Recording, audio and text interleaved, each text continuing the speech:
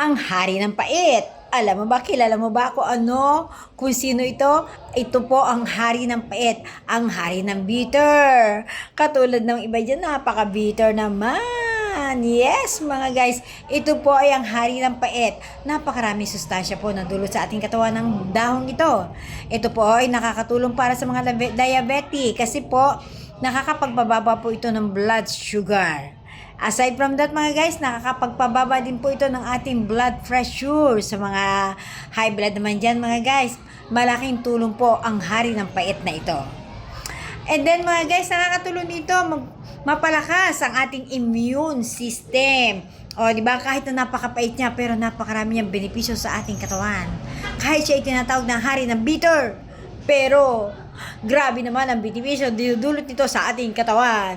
At isa pa mga guys, nakakatulong dito para sa mga skin diseases. Yes mga guys, paalala lang guys, huwag itong iinumin nang ikaw ay gutom. Yes, masama po kasi maapektuhan ng inyong sikmura. Kaya kung iinom ka nito, siguraduhin mo na ikaw ay busog.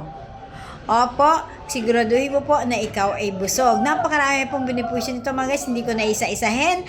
Kaya mga guys, sino ba ang hari ng bitter na ito? Ano ba ang pangalan ng hari ng bitter na ito?